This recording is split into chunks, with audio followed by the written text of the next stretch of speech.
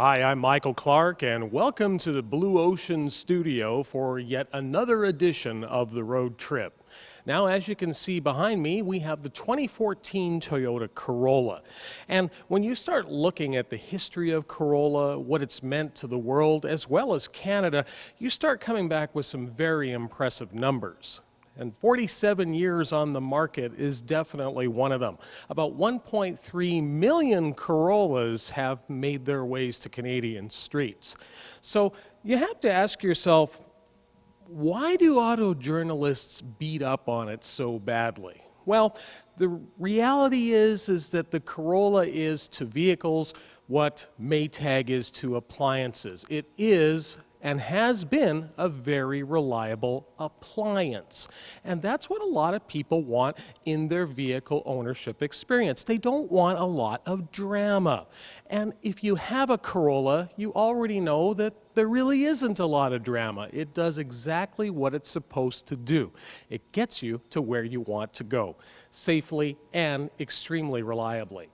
The only thing that's happened over the last few years that has given cause for concern for Corolla has been the Korean camp. And when we take a look at vehicles like the Hyundai Elantra, we start to see a level of equipment that we simply didn't ever expect to see in compact sedans.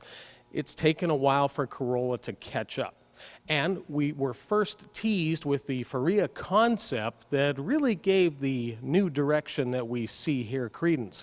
But what I was curious about is, were they going to be able to both bring the Faria skin to the Corolla as well as update in respect to expected levels of equipment that are occurring in the rest of the compact sedan set?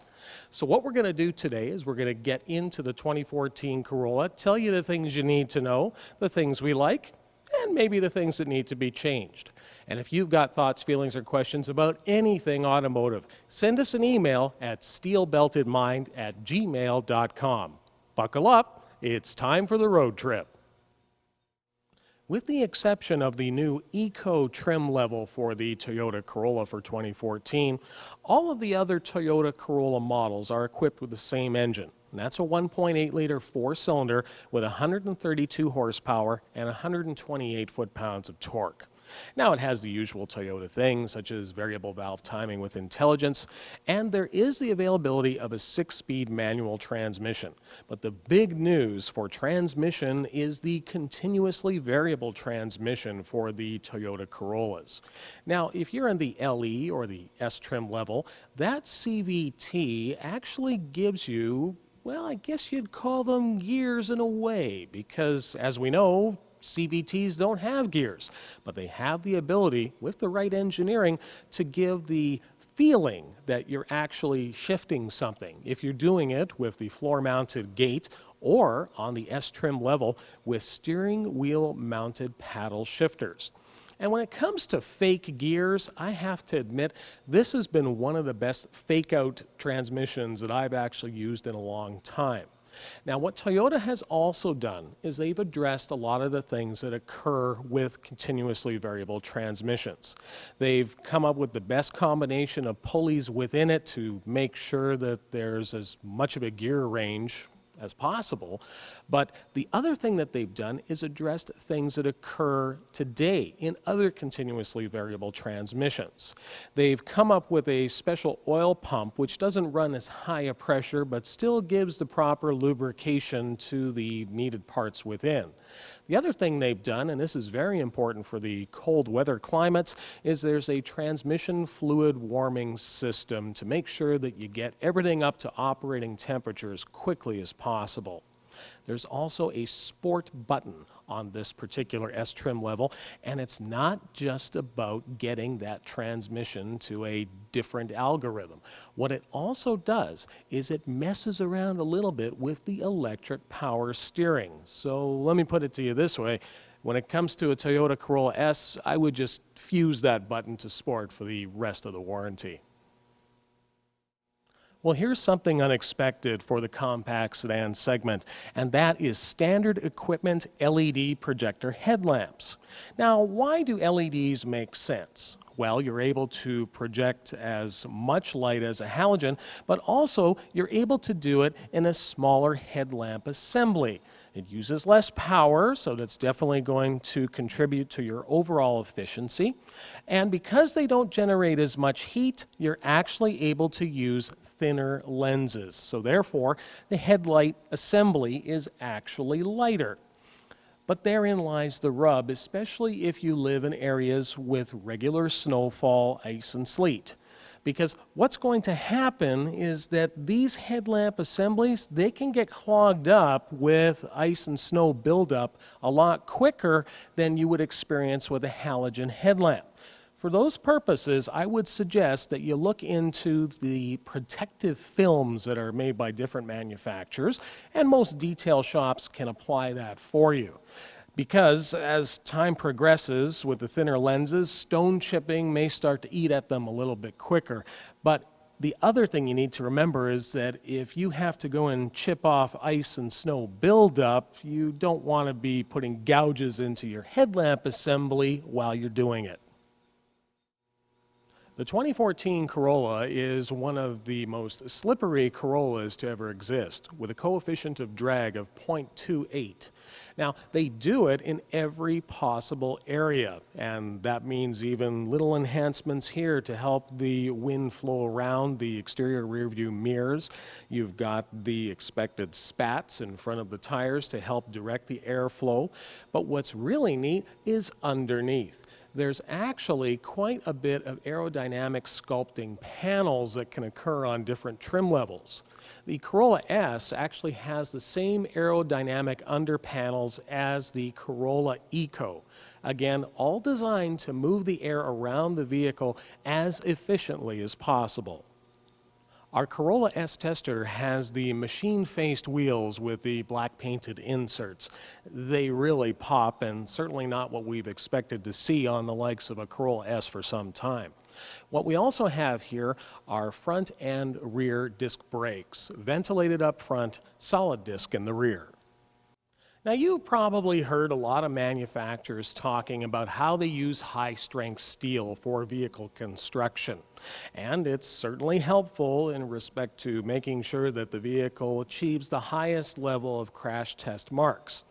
But the thing that has concerned me over the last few years with vehicles in this class is that by making sure that they can meet those crash test standards, things get a little fat, and that has to do with the pillars, because you want to make sure that the vehicle achieves the best ratings for roof crush from the Insurance Institute for Highway Safety. In fact, when it comes to a vehicle flipping over, you want to make sure that it's actually able to withstand about 4 times its weight, because that's the types of forces that can occur at speed. Now, what they've done here with the Toyota Corolla, I really like, and it has to do with the A-pillars. This portion here is actually one of the thinnest that I've encountered on vehicles in this class for a long time. That means that you don't have a very large blocker in front of you when you're negotiating turns. The other thing for vision that you need to be aware of is the size of the C-pillars here. They as well are not as thick as what we normally expect to see for these types of vehicles. Now, the other thing you should know about safety is that the Toyota Corolla for 2014 has 8 standard airbags. Now, you have your dual frontal, your dual front seat side. You also have the curtains front and rear, and driver's side and front passenger knee airbags. Now, when you use high-strength steel in the right areas, it gives you the ability to open up the daylight opening. That's all the glass area that you get to see out of on the 2014 Toyota Corolla. Now, I have to admit, I've never really had issues with Toyota back windows. In fact, most of the product line, it's pretty easy to see out of them. And you'll notice as you look at other competitors in the segment, in some cases, the glass can stop about here, and then you throw the headrests into that, and you're going to find yourself backing up pretty much using the rear view camera exclusively to see where you're going. Now, the Toyota Corolla S that we're testing does have a backup camera, but what it also has is additional aerodynamic sculpting in places where you wouldn't expect to see it. take a look at the tail lamp assemblies. These little fins here, it's all about moving the air properly around the Toyota Corolla, making it as slippery as it possibly can be. Now, the S trim edition, it's not overdone, and that's actually what I do like about it. The rear deck lid spoiler, it's a nice piece. You know, we certainly didn't need to have it sitting 3 inches off of the deck lid to know that it's an S trim. Now, there is a bright finisher for the exhaust pipe. Doesn't add 10 or 20 horsepower. Now, let's take a look inside the trunk, which should open right on cue. Okay, now the one thing I noticed when we opened up the trunk lid the first time is that we do have a finisher up here, but what we don't have is the interior hook, that place to pull the trunk lid down and not get your fingers all messed up with the winter grime. What I do like about the interior of the trunk is that the side panels, they've been pushed out as far as possible. So you're able to get actually very wide items in the front portion of the trunk here. Now, you've got good finishing throughout, and there is something resembling a landing pad here to get items into without messing up your bumper cover. Now, the other thing I notice is that there isn't a finisher on the underside. Don't really expect it for the segment. But as for light inside, well, we actually do have one right in the center. And that's something that not every other manufacturer has figured out. Some of them like to put it off to the side. So you get the light actually cascading down. You're able to see well inside the trunk. Let's see if I can one-hand the cover out of here. And I can. And in the rear, we do have the temporary style of spare tire with the styrofoam biscuit to keep the tools from rattling about. Now, there's good seam sealer when it comes to how the Toyota Corolla is put together, but the one thing you're going to notice is that almost every vehicle in the class is trying to get away with using as little paint as possible in areas where you're simply not going to be worried about whether or not there's paint. Speaking of saving money, the one thing I've noticed that gives me a little bit of cause for concern is the use of this chloroplast style of material for the trunk floor biscuit. And, well, I mean, we do have the carpety side on one side, but the thing is, they're just not exactly robust. It's only going to be a matter of time until heavy items start to compromise this type of flooring. And I realize that it's all about keeping the vehicle weight down for efficiency. I'm just thinking there may be an opportunity in the aftermarket to make something a little bit more robust. And, oh great, I've just given away another $1 million idea. Now, as Corollas go, this is one of the more accessible back seats that I've seen in a long time. You can definitely tell the elongation for the interior confines. There's a lot more room in the back, almost taxi cab-esque type of room. And the one thing I wanted to point out is that Toyota has realized they need to kick up their interior trim levels. It's not the 50 shades of gray that we normally expect. We actually do have both painted trim pieces here. There's a beautiful little blue accent on this Corolla S. It really ties things together. Stitching on the armrests. Could use a little bit of more softy in that particular regard, but there's even synthetic softy trim on the side panels here. You do get the door pockets in the rear, which also have a bottle-specific holder. And when it comes to keeping the noise, vibration, harshness down to a minimum, very good weather sealing around the doors.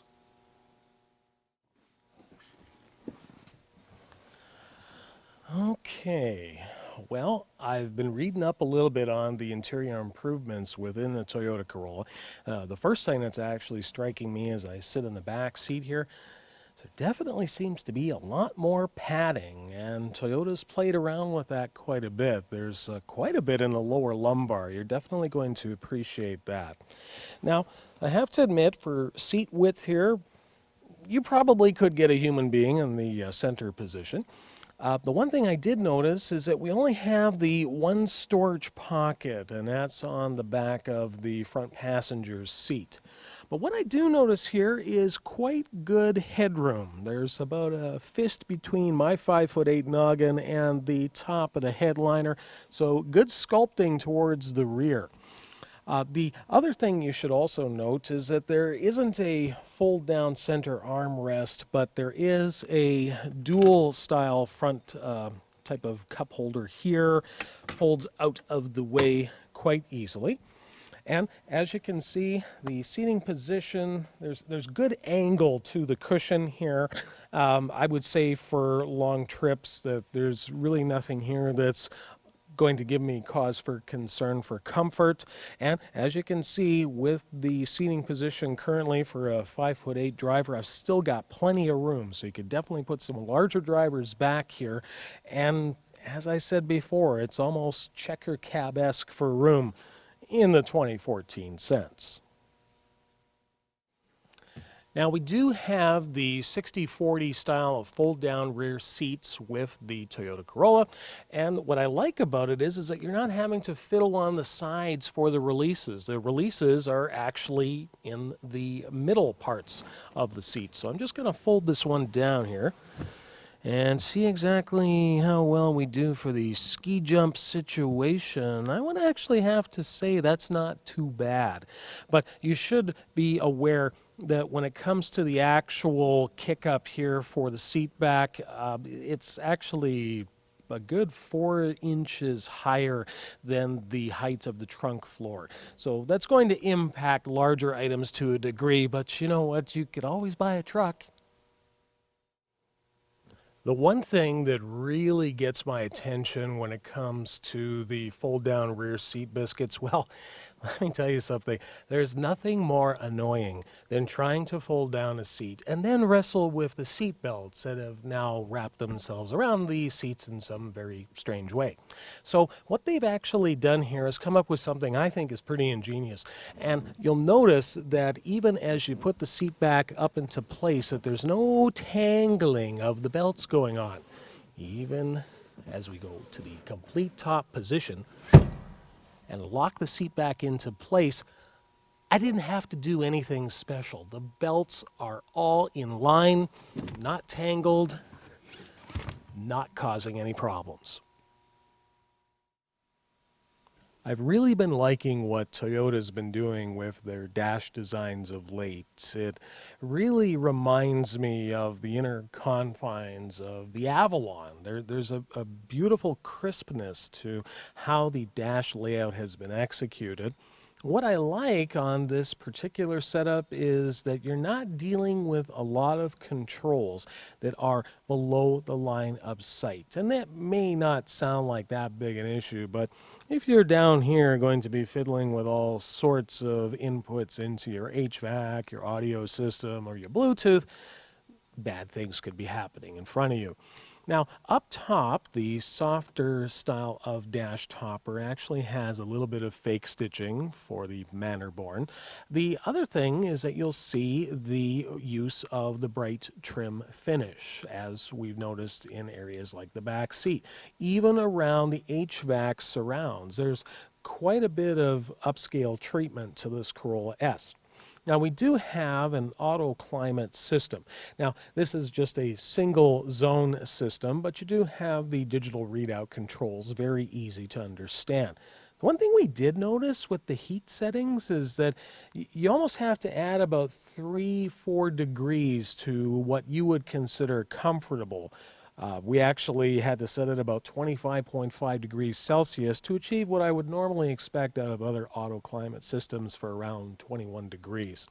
Now, the Corolla S does have front heated seats, and wow, heated seats in a Corolla? Yes, I know, it's not something we normally expected for a long time, but they're 2-step heated seats, high and low settings, and because they're rocker switch style, you can leave them into whatever position you like for quicker toasting. Now, the CVT shifter, it does have the manual gate system, and you also have the ability to use the shift paddles on the steering wheel, and the refresh, everything about them works exceptionally well, not to mention the fact that this thing thinks it's an actual transmission, so that's appreciated. Now the sport button, easy to access, just behind the shifter, as well as the traction control systems. You need to turn that off, especially if you're rocking out come wintertime.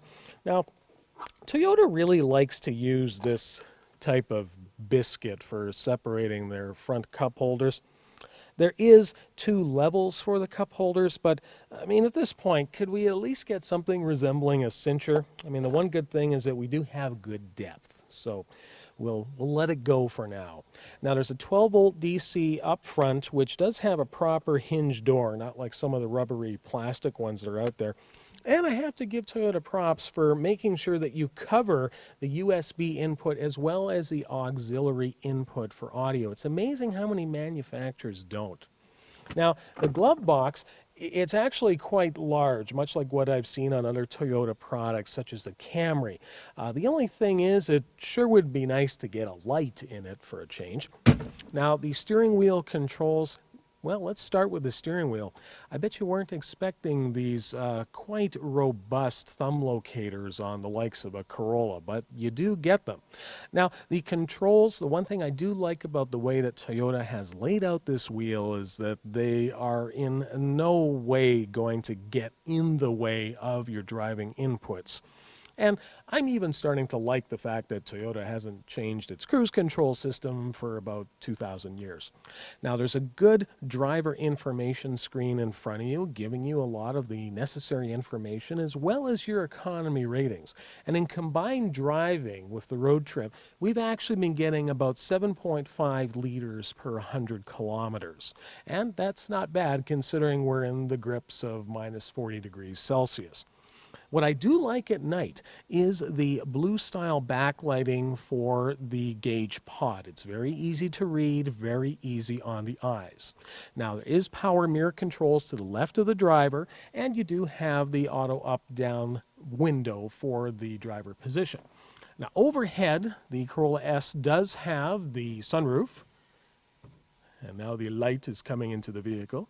And you do have the courtesy lamps, which is also how you're going to light your mirrors on both sides of the Corolla. Now, I should point out that the visors don't have the ability to slide for additional sun blocking. And your rearview mirror is still of the manual day-night variety. As for the armrest, it actually doesn't get into the way of spirited movements with the Toyota Corolla, so I do appreciate that. Doesn't have a slide function, but it does actually have 2 levels of stuff storage. What I would have liked to have seen is a cable pass-through, which the Toyota Corolla doesn't have with this center console setup. I have to admit, this Naugahyde feeling type of interior, it's pretty nice for Naga. There's quite a bit of stitching. We've even got accent piping on the seats and the side bolsters. Well, the fact that a Corolla has side bolsters that are actually going to hold you in is definitely appreciated. As mentioned, the A-pillars are the thinnest, one of the thinnest that we've seen in the class for a long time. So forward vision is very good on the Toyota Corolla. And if you want to know how to keep me really happy inside just about any car, give me a proper dead pedal right here. Got a nice pad, very robust, and the whole point is that this is where you should be bracing yourself, especially when you're in an emergency situation and need to steer around what's in front of you as quick as possible. This is the best way to keep yourself planted, and, you know, if you happen to take it ice racing by accident, that's good too.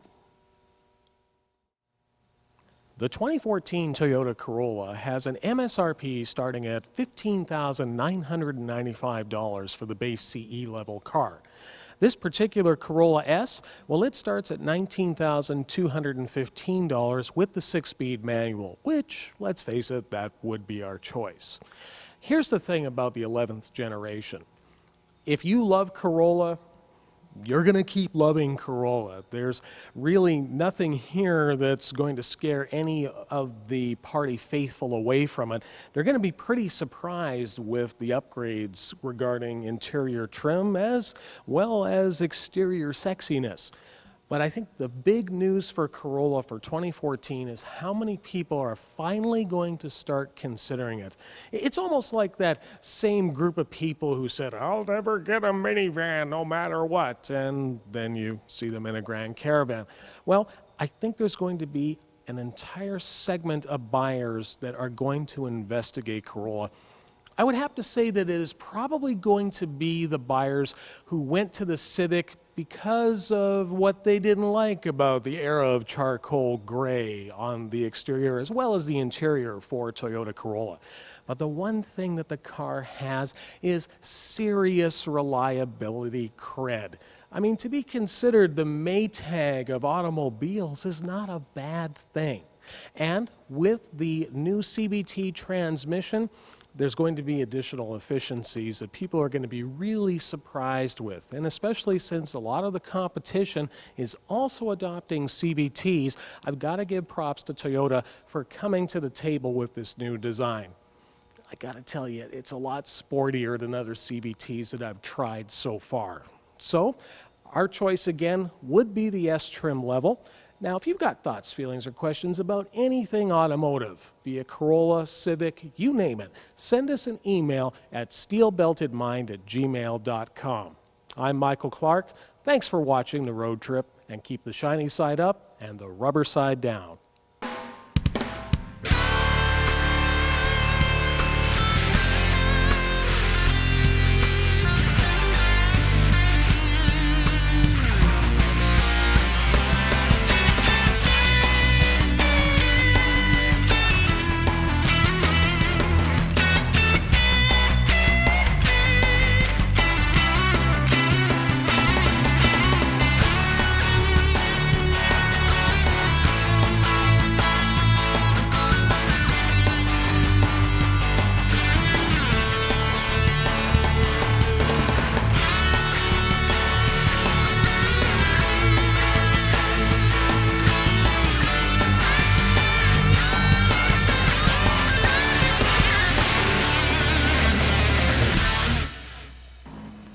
Go, man, go!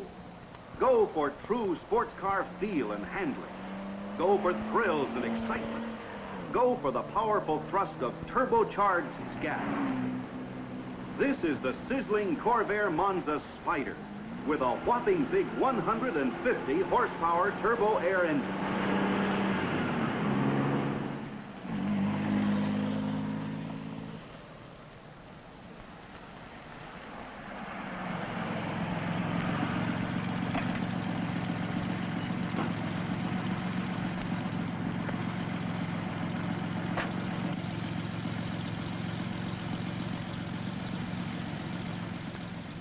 Beneath this bright, fresh scrubbed look, a hurricane of power waits to be unleashed by an exhaust-driven turbo supercharger. There's also a 4-speed transmission for extra lift on the takeoff. And for dazzling middle and high-speed acceleration. There's a tachometer and special pressure and temperature gauges to tell you what's going on behind you.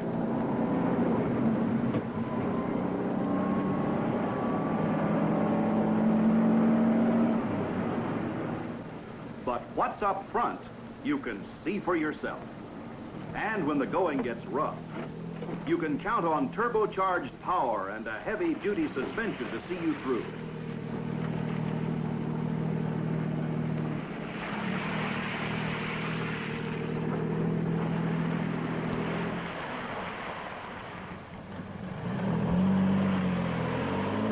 But the real fun of the exciting new Corvair Monza Spider is the fun of looking ahead.